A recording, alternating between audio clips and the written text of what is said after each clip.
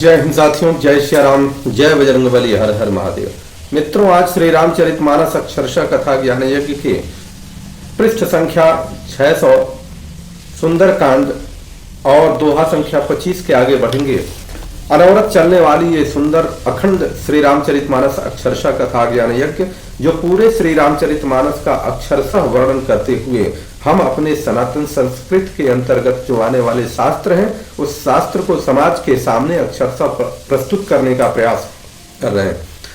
आप इसको सुनिए, समझिए। आज के दिवस में हम इसको जानने का प्रयास करेंगे कि किस प्रकार से विशाल रूप में हनुमान जी शरीर लेते हैं, परंतु बहुत हल्के रूप में उनका जो भार होता है बहुत हल्का होता है। और मंदिर अर्थात एक तरह से कहिए कि जितने भी राक्षसों के महल है, राक्षसों के जो भवन है, उन भवन को किस प्रकार से जलाते हैं, ये पूरा विवरण हम लोग देखेंगे। और क्यों इतना अग्नि होने के पश्चात भी हनुमान जी को कुछ भी नहीं होता, हनुमान जी के ऊपर थोड़ी सी आंच भी नहीं आती। किसकी कृपा है? केवल राम जी की कृपा नहीं है। और किसकी कृपा है? किसके कृपा के कारण ऐसा होता है? हम इस सनातन संस्कृत के सुंदर इस वर्णन को सुने, समझें, लोगों तक पहुंचाएं, तब जाकर के सनातन पुनः पूरे दुनिया में विश्व गुरु के रूप में स्थापित होगा। आगे लिखते हैं कि देह विशाल परम हरुआई, मंदिर ते मंदिर चढ़ जाई, जरई नगर भालोग बिहाला, झपट लपट बहु कोटि कराला। देह बड़ी विशाल है, परंतु इतना हल्के हैं वो कि इतने फुर्तीले हैं कि वे दौड़कर एक महल से दूसरे महल पर चढ़ जाते हैं। नगर जल रहा है और लोग बेहाल हो गए हैं। आग की करोड़ों भयंकर लपटें चल रही हैं। तात मां तो हाँ सुनिए पुकारा, यही अवसर को हम ही उबारा। सारे राक्षस कह रहे हैं कि हाय भैया, हाय बापा, इस अवसर में अब हमको कौन बचाएगा? हम जो कहा यह कपि नहीं होई, कर हमने जो कहा कि यह कपि नहीं है, ये बंदर नहीं है। बानर रूप धरे सुर कोई, और वानर के रूप में कोई देवता आए हुए हैं और जिसके कारण इतना विशाल कार्य हो रहा है। साधु अवज्ञा कर फल ऐसा, जरई नगर अनाथ कर जैसा। साधु अवज्ञा, यहाँ पर साधु की परिभाषा गोस्वामी जी ने परिभाषित किया है कि जो श्री राम का भक्त है वही साधु है। और साधु का अपमान करने पर उसको फल कैसा मिलता है कि जरई नगर अनाथ कर जैसा। यह नगर इस प्रकार से जलती है कि जैसे कोई अनाथ हो, अनाथ के पीछे कोई न हो, आगे कोई न हो और उसका समूल नाश हो रहा हो, इस प्रकार से लंका जल रही है। कारण यह है, जो श्री राम का भक्त है, अगर श्री राम के भक्त का विरोध करने का कोई भी दुस्साहस करेगा, उसका नगर वैसे ही जलेगा जैसे लंका जला है। श्री राम के भक्त का किसी भी प्रकार से अगर वाणी का दुर्व्यवहार करेगा, उसके साथ दुर्व्यवहार करेगा, तो जिस प्रकार से लंका जला है उसी प्रकार से जलेगा। जारा नगर निमिष एक माही, एक विभीषण कर गृह नाही। केवल विभीषण का घर नहीं जला, केवल और केवल विभीषण का घर नहीं जला, एक ही क्षण में सारा नगर जल गया। विभीषण का घर इसलिए नहीं जला कि विभीषण राम जी के भक्त थे, और राम जी के भक्त हालांकि विभीषण अभी भी हैं। जो 7 लोग इस धरती पर अजर अमर हैं, अभी भी जीवित हैं, उसमें विभीषण जी भी हैं। और विभीषण जी राम जी के भक्त थे इसलिए नहीं जला। विभीषण जी के जो भवन था, उस भवन पर श्री रामचंद्र जी के आयुध छपा हुआ था, उन्होंने लगा रखा था, इसलिए नहीं जला। और विभीषण जी के घर से एक तरह से कहें कि जब पूरे नगर से तेल बाती इत्यादि आने लगा, तो विभीषण के घर से नहीं आया था। तो जिस कार्य में जितना आप दान करेंगे, सहयोग करेंगे, जिस प्रकार के कार्य में आप सहयोग करेंगे, उसी प्रकार का फल आपको मिलेगा। तो विभीषण जी ने इस कार्य में सहयोग नहीं किया, तो इसलिए विभीषण जी का घर बच गया। ताकर दूत अनल जे ही सिरजा, कर जारा ताकर दूत अनल जे ही सिरजा, जरा न सोते ही कारण गिरजा। भोलेनाथ कह रहे हैं कि हे पार्वती, जिन्होंने अग्नि को बनाया है, हनुमान जी उन्हीं के दूत हैं, इसी कारण से वे अग्नि उन्हें जला नहीं पाई। दूसरा आशय इसमें क्या है, क्योंकि प्रभु श्री रामचंद्र जी ने माता सीता जी को अग्नि में प्रवेश करा दिया था और कराने के बाद छाया प्रति यहां आई और हनुमान जी पहले अशोक वाटिका में प्रवेश करके और माता से आशीर्वाद लेते हैं कि अब मैं फल खाने जा रहा हूं, और उसके बाद की ये प्रक्रिया होती है। तो चूंकि उस अग्नि में माता सीता जी हैं, इसीलिए अग्नि शीतल हो गई और हनुमान जी को नहीं जलाई, माता का आशीर्वाद वह लेकर के गए। ये आशय रहा है। उलटी पलटी लंका सब जारी, कूदी परा पुनि सिंधु मझारी। लंका को उलट पुलट आगे पीछे करके हर तरफ से उन्होंने जला दिया, और उसके बाद वे समुद्र में कूद गए उस अग्नि को अपने पूंछ में जो आग लगा करके जला रहे थे उसको बुझाने के लिए। पूछ बुझाई खोई श्रम, धारी लघु रूप बहोरी। जनक सुता के आगे, ठाढ़ भयउ कर जोरी। पूछ को बुझा करके थकावट उन्होंने दूर किया, और उसके बाद माता जानकी के सामने प्रकट होते हैं। किस पर? हाथ जोड़ करके प्रकट होते हैं और छोटा सा रूप धारण करके प्रकट होते हैं। इसका आशय हमारा है कि जब भी हम अपने बड़ों के सामने प्रस्तुत हो तो अपने रूप को छोटा कर लें, अपने वैभव को छोटा कर लें, और अपने अहम को समाप्त करके प्रस्तुत हो, तब जाकर के हमें उनका आशीष मिलेगा। ऐसा हमारे सनातन में इसका भाव है। मातु मोहि दी जय कछु चीन्हा, जैसे रघुनायक मोहि दीन्हा। हनुमान जी कह रहे, हे माता, मुझे कोई चिन्ह दे दीजिए, जिस प्रकार से रघुनाथ जी ने दिया था उसी प्रकार से। यहां पर भी एक आशय आता है कि प्रभु ने प्रमाण के रूप में दिया था कि ये मुद्रिका जाकर के दे देना, और अब ये प्रमाणित करना है कि हनुमान जी वहां गए हैं और जाकर के माता से मिल करके आए हैं। तो जब तक हनुमान जी हालांकि प्रभु के अनन्य भक्त हैं, वो चाहते बताते सारा कहानी तो भी प्रभु मान जाते, परंतु यह नैतिक विधान रहा है कि जब तक माता जी से कोई चिन्ह नहीं ले लेंगे और प्रभु को नहीं दे देंगे, पहली बात है कि ये प्रमाण नहीं हो पाएगा। और दूसरी बात इसमें क्या है कि यहां से प्रभु को माता जी से मिलाने का और माता जी से प्रभु को मिलाने का ये एक सुंदर प्रयास हनुमान जी ने किया। आज वर्तमान समय में अगर किसी से प्रमाण मांग लिया जाए तो वह नाराज हो जाता, प्रमाण नहीं होना चाहिए। चूड़ामणि उतारी तब दयऊ, हर्ष समेत पवन सुत लयऊ। माता जी ने चूड़ामणि को उतारा और पवन सुत हर्षित होकर के उसको लेते हैं और कहते हैं, माता जी कह रही हैं, कहे तात यस मोर प्रणामा, सब प्रकार प्रभु पूरन कामा। जानकी जी ने कहा, हे तात मेरा प्रणाम निवेदन करना, और इस प्रकार कहना कि हे प्रभु, यद्यपि आप सब प्रकार से पूर्ण काम है, आपको किसी प्रकार की कामना नहीं है, तथापि दीन दयाल विरिदु संभारी, हरहुनाथ मम संकट भारी।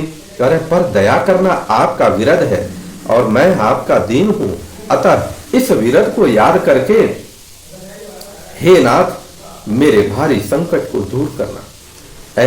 ऐसा जो है कि माता जी कह रही है हनुमान जी से कि आप जाकर के कह दीजिएगा। तात शक्र सुत कथा सुनाए हूं, बान प्रताप प्रभु ही समझाए हूं। और उनसे जयंत वाली कथा बता देना कि जयंत ने एक चोट मेरे पैर पर मारा था तो उन्होंने बाण छोड़ा था और पूरे अखिल ब्रह्मांड में जयंत घूमता रहा, उसके बाद भी उसको कोई शरण देने वाला नहीं था।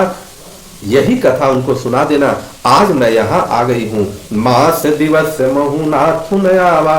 करे मुझे तो रावण लेकर के चला यार चोरी से, तो फिर कहना कि अगर एक माह में वो नहीं आते हैं तो पुनि मोहि जियत नहीं पावा, तो फिर वह मुझे जीते नहीं पाएंगे, अर्थात जिंदा नहीं पाएंगे।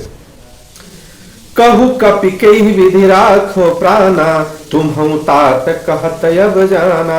हे हनुमान, कहो मैं किस प्रकार से अपने प्राण को रखूं। हे तात, तुम भी अब जाने को कह रहे हो। जब कोई भी व्यक्ति अपना किसी विदेश में या दूसरे के देश में मिलता है तो असीम आनंद प्राप्त होता है, परंतु जब वो जाने को कहता है तो दुख होता है। वही माता जी कह रहे हैं, अब तो तुम भी जाने के लिए कह रहे हो। तो ही देखी शीतली भई छाती, पुनि मो कहूं सोई दिन सो राती। तुमको देख करके मेरा छाती ठंडा हुआ था, परंतु फिर अब वही दिन और वही रात, वही विरह प्रभु का, और सब कुछ अब वही लौटाएगा। अब हनुमान जी जनक सुता जी को अर्थात माता जी को विभिन्न प्रकार से समझाते हैं।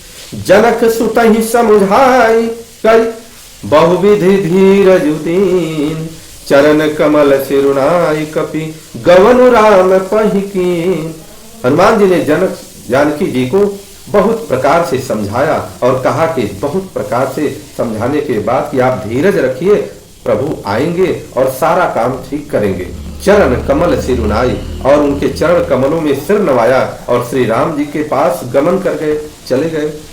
और जब चल रहे हनुमान जी तो जाते समय भी वीर योद्धा यही होता है कि जब वह निकलता है तो भी अपना काम करके जाता है। चलत महाधुनि गर्जे सी भारी, गर्भ श्रवहि सुनि निश्चर नारी। चलते समय उन्होंने इतनी गर्जना किया, रावण को संदेश दिया और पूरे राक्षस कुल को संदेश दिया कि अभी तो ये हनुमान जी का एक दूत आया हुआ है। उस गर्जना का प्रभाव ऐसा रहा कि जितनी राक्षसियां थी, अर्थात राक्षसों की जो पत्नियां थी, सबके गर्भ गिर गए। अर्थात एक उन्होंने संहार ये भी किया, जो आते वो भी राक्षस होते, वहां भी संहार करते गए। नाघि सिंधु एहि पार ही आवा, शब्द किल किला कपिन सुनावा।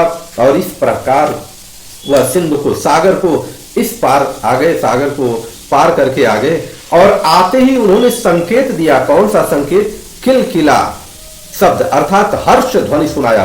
उन लोगों में जो हर्ष ध्वनि का संकेत था, जब सुना तो हर्ष तो तभी होगा कि जिस कार्य से कोई जा रहा है उस कार्य को अगर सिद्ध कर लेता है तो फिर हर्ष होगा।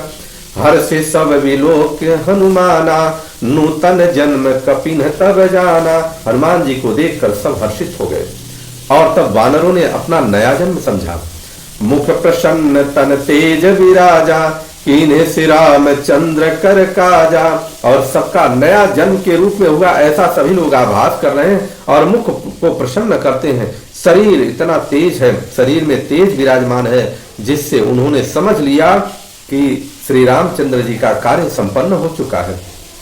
मिले सकल यति भय सुखारी, तलपत मीन पाव जिमि बारी। सब हनुमान जी से मिले और बहुत ही सुखी हुए। जैसे तड़पती हुई मछली को जल मिल जाए उस प्रकार का हर्ष हुआ। और जब ये हर्षित हुए तो अब सभी लोग कहे कि अब चला जाए प्रभु के पास। चले हरषि रघुनायक पासा, पूछत कहत नवल इतिहासा। सब हर्षित होकर नए नए इतिहास कहते और पूछते पूछते रास्ते में कि कैसे हुआ, किस प्रकार से हुआ, एक दूसरे में बातें करते हुए और सभी लोग अब जा रहे हैं प्रभु के पास। तब मधुवन, जब वह किष्किंधा सीमा पर आ गए तो मधुवन भीतर सब आए, अंगद सम्मत मधु फल खाए। सभी लोग उस मधुवन में आ गए और विभिन्न प्रकार के जो वहां सुंदर फल थे, स्वादिष्ट फल थे, उस स्वादिष्ट फल को खाने लगे।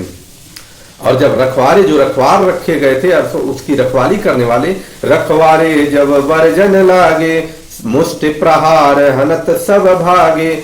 जब रखवाले वर्जने लगे तब भूसों की मार मारते ही सब रखवाले भाग उठे। जाय पुकारे ते सब बन उजार जुगराज, सुनि सुग्रीव हरस कपि करियाए प्रभु काज।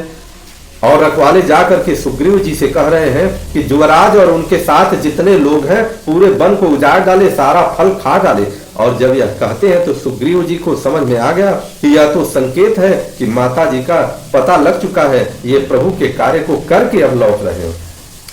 जौन होती सीता सुधि पाई, मधुवन के फल सकहीं की खाई। सुग्रीव जी कह रहे हैं यदि सीता जी का खबर नहीं हो पाती तो क्या वे मधुवन के फल खा सकते थे? न करते नहीं खा सकते। एहि विधि मन विचार कर राजा, आई गए कपि सहित समाजा। अभी ऐसे ही विचार कर रहे हैं तब तक सुग्रीव के पास पूरा ये कपियों का समाज आ गया। आई सबनि नावा पद सीसा, मिले हूं सबनि अति प्रेम कपीसा। सबने आकर सुग्रीव के चरणों में सिर नवाया। कपिराज सुग्रीव सभी से बड़े प्रेम के साथ मिले। पूछी कुशल कुशल पद देखी, राम कृपा भाकाजु विशेषी। और उन्होंने सबसे कुशलता पूछी और सबसे कुशलता पूछने के पश्चात आपके चरणों के दर्शन से सब कुशल है, सबने उत्तर दिया। सभी वानरी से लोगों ने, जितने लोग गए थे, कि आपके चरणों के दर्शन है से सब उत्तम है, ऐसा उत्तर दिया। श्री राम जी की कृपा से विशेष कार्य संपन्न हो गया। नाथ काजु कीन्हे हनुमाना। और सब वानर इस बात को कह रहे हैं कि हे नाथ, ये सब हम लोगों ने नहीं किया, ये तो हनुमान जी ने किया है। राखे सकल कपिन है कै प्राणा। सभी वानरों के प्राणों की रक्षा इन्होंने किया है। अगर ये पता नहीं होता, अगर हम लोग माता सीता जी का खोज लेकर के नहीं आते तो हम लोगों के प्राण नहीं बचते, अर्थात हमारे प्राणों की रक्षा किया है। संकट मोचन यहाँ सिद्ध होते हैं प्रभु। सुनि सुग्रीव बहुरीते ही मिलं, कपिन सहित रघुपति पहि चलें। सुग्रीव जी हनुमान जी से फिर मिले और सब वानरों समेत श्री रघुनाथ जी के पास चले। राम कपिन जब आवत देखा, कि काजु मन हर्ष विशेषा। फटिक शिला बैठे दो भाई, पर सकल कपि चरणन ही जाई। श्री राम जी के कार्य को श्री राम जी ने जब सब वानरों को कार्य किए हुए आते देखा, तब उनके मन में विशेष हर्ष हुआ। दोनों भाई स्फटिक शिला पर बैठे हुए, सब वानर जाकर प्रभु को चरणों में सिर नवाते हैं। अप्रीति सहित सब भेटे, रघुपति करुणा पुंज। पूछी कुशल नाथ अब, कुशल देखी पद कंज। दया की राशि श्री रघुनाथ जी सबसे प्रेम सहित गले लगकर मिले और कुशल पूछी। वानरों ने कहा, हे नाथ, आपके चरणों के दर्शन पाने से अब कुशल हो गया है। जामवंत कह सुन रघुराया, जा पर नाथ करहु तुम दाया। ताहि सदा शुभ कुशल निरंतर, सुर नर मुनि प्रसन्नता ऊपर। जामवंत जी ने कहा कि हे रघुनाथ सुनिए, हे नाथ, जिस पर आप दया करते हैं उसे सदा कल्याण और निरंतर और कुशल ही होता है। देवता मनुष्य और मुनि सभी उस पर प्रसन्न रहते हैं जिस पर आप कृपा कर देते हैं। सोई विजयी विनयी गुण सागर, तासु सुजस त्रैलोक उजागर। प्रभु की कृपा भयं सब काजू, जन्म हमार सुफल भय आजू। वही विजयी है, वही विनयी है और सभी गुणों का समुद्र बन जाता है। उसी का सुंदर यश तीनों लोकों में प्रकाशित होता है और प्रभु की कृपा से सब कार्य आज संपूर्ण हुआ है। आज हमारा जन्म सफल हो गया, क्योंकि जिस कार्य को दिया गया था उस कार्य को हम लोग करके आए हैं। फिर वो कह रहे हैं जामवंत जी कि नाथ पवन सुत कीन्ही जो करनी, सहसौ मुख न जाई सो बरनी। पवन तनय के चरित सुहाए, जामवंत रघुपति ही सुनाए। हे नाथ, पवन पुत्र हनुमान जी ने जो करनी किया है उसका हजारों मुखों से भी वर्णन नहीं किया जा सकता। तब जामवंत जी ने हनुमान जी के सुंदर चरित्र अर्थात जिस प्रकार से हनुमान जी गए और वहां से पता लगा करके लंका को जला करके सारे कार्य को करके आए, पूरा का पूरा चरित्र का वर्णन किया राम जी के सामने। सुनत कृपा निधि मनयति भाए, पुनि हनुमान हरसि अलाए। कबहु तात की भांति जान की, रहति करति रक्षा स्व प्राण की। सुनने पर कृपा निधि श्री रामचंद्र जी ने के मन को बहुत ही अच्छे लगे। उन्होंने हर्षित होकर हनुमान जी को फिर से हृदय लगा लिया और कहा, हे तात, कहो सीता किस प्रकार रहती है और प्राणों की किस प्रकार अपनी रक्षा कर रही है। अब हनुमान जी कहते हैं कि नाम पाहरु दिवस निसी, ध्यान तुम्हार कपाट। अलोचन निज पद जंत्रिता, जाहि प्राण के ही बाट। हनुमान जी कह रहे हैं आपका नाम रात दिन पहरा देने वाला है, अर्थात दिन रात आपका नाम जपती हैं। आपका ध्यान ही किवाड़ है और ध्यान आपका करती हैं वही किवाड़ के रूप में काम कर रहा है। नेत्रों को अपने चरण में लगाए हुए हैं, अर्थात वो अपने चरण से नेत्र इधर उधर करती ही नहीं है, यही उनके लिए ताला है। फिर प्राण जाए तो किस मार्ग से जाए, प्राण निकल नहीं सकता, यही माता सीता जी का कार्य। इस प्रकार से हनुमान जी ने माता सीता जी के बारे में वर्णन किया और प्रभु इसको सुनकर प्रसन्न होते हैं। बोलिए हनुमान जी महाराज की जय। इस प्रकार से हनुमान जी के वर्णन को सुनते हुए आगे अगले दिन हम सुनेंगे कि किस प्रकार से अक्षरशः कथा ज्ञान यज्ञ का वर्णन सुन करके हम लोग कृतार्थ होंगे। बोलिए माता जानकी की जय, प्रभु श्री रामचंद्र की जय, लखन भैया की जय, सभी वानरी सेना की जय, माता पार्वती की जय, भगवान भोलेनाथ की जय। हर हर